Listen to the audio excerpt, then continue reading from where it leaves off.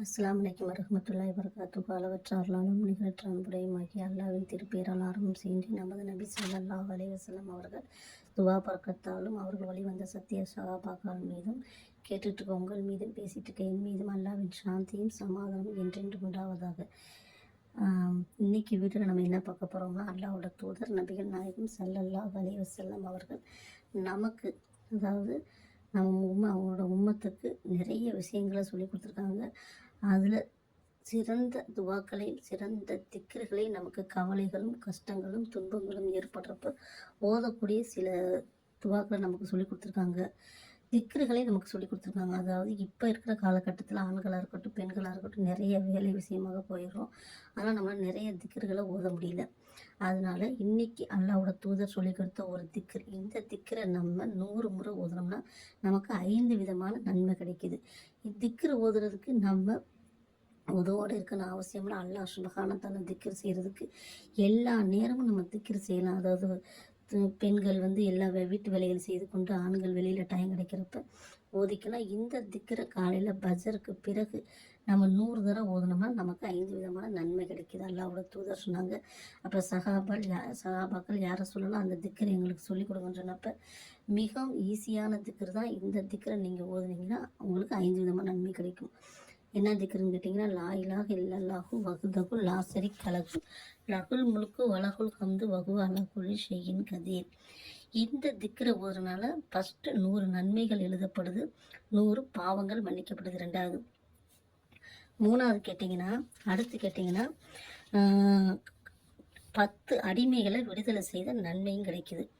அதுக்கப்புறம் காலையிலேருந்து மாலை வரைக்கும் கெட்ட ஷைத்தான் நம்ம பக்கத்திலே வரவும் மாட்டான், நம்ம மனதில் நமக்கு கெடுதியும் செய்ய முடியாது.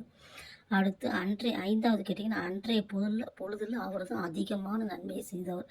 உதாரணமாக இவர் 100 தடவை ஊதியிருக்காரு, இவர் தான் நன்மை செஞ்சவர். இன்னொருத்தவர் 200 தடவை ஓனார்னு அவர் தான் அதிகமாக நன்மை செஞ்சவர்னு அல்லாஹ்வோட தூதர் சொன்னாங்க. இது பார்த்திங்கன்னா புகாரியில் 6043 ஹதீஸாகவும் முஸ்லீமில் 2091 ஹதீஸாகவும் இடம்பெற்றிருக்கு. அப்போ நம்ம காலையில் ஓதுனோம்னா மாலை வரைக்கும் நமக்கு இந்த 5 நன்மைகள் கிடைக்கிது. மாலையில் அசருக்கு அப்புறம் ஓனோம்னா மறுநாள் காலை வரைக்கும் இந்த நன்மை கிடைக்கிது. இன்ஷா அல்லாஹ் இந்த ஒரு சிறிய திக்ரை ஓதுறதுனால நமக்கு 5 விதமான நன்மைகளை அல்லாஹ் சுப்ஹானஹு தஆலா தருகிறான். அது மட்டும் இல்லை, நிறைய திக்ருகள் நிறைய நன்மைகள் இருக்குது. அப்போ நம்ம ஒரு வேலை பார்த்து கொண்டு என்ன செய்யலாம், அதிகமாக நம்ம என்ன செய்யலாம், இந்த திக்ரை ஓதலாம். அல்லாஹ்வோட தூதர் சொன்னாங்க, அல்லாஹ் சுப்ஹானஹு தஆலா ஒரு மனிதனுக்கு கொடுக்குற மிகப்பெரிய பாக்கியமே தன்னை திக்ரு செய்யக்கூடிய பாக்கியம்தான் அப்படின்னு சொல்லி அல்லாஹ்வோட தூதர் சொன்னாங்க. அது மட்டும் இல்லை, சஹாபாக்கிட்ட சொன்னாங்க, அதிகமான நோன்பு வைக்கவங்களுக்கு முடியலை, அதிகமாக நபில் தொழுகைகளை உங்களால் தொழுக முடியல, அதிகமான தான தர்மங்களை உங்களால் செய்ய முடியலன்னா நீங்கள் அதிகமாக உங்களை படைத்த இறைவனை அதிகமாக என்ன செய்யுங்க, திக்ரு செய்யுங்கன்னு சொல்லி சொன்னாங்க. நினச்சி பாருங்கள், ஒரு நாளைக்கு 100 நன்மை நமக்கு கிடைக்கிது, 100 பாவங்கள் மன்னிக்கப்படுது. சுப்ஹானல்லாஹ்.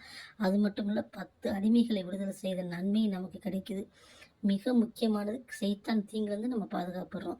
அல்லாஹ் சுப்ஹானஹு தஆலா இந்த திக்ரை ஓதக்கூடிய பாக்கியத்தை நம்ம அனைவருக்கும் தந்துடுவானாக. ஆமீன். இந்த வீடியோ பிடிச்சிருந்துச்சுன்னா லைக் பண்ணுங்கள், மற்றவங்களுக்கு ஷேர் பண்ணுங்கள்.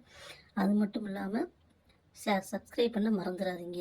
நீங்கள் ஒரு நன்மையான காரியத்தை பார்க்குறீங்க, அந்த நன்மையான காரியத்தை நீங்கள் பார்த்துட்டு மற்றவங்களும் பார்த்து அதை செயல்படுத்தினாங்கன்னா அந்த நன்மை உங்களுக்கு மறும நாள் வரைக்கும் வந்து கொண்டே இருக்கும். அதை இழந்து விடாமல் நீங்கள் செய்த நன்மையான விஷயத்தை மற்றவங்களும் செய்யணும்னு ஆசைப்பட்டீங்கன்னா ஷேர் பண்ணுங்கள். அஸ்ஸலாமு அலைக்கும் வரஹ்மத்துல்லாஹி வபரகாத்துஹு.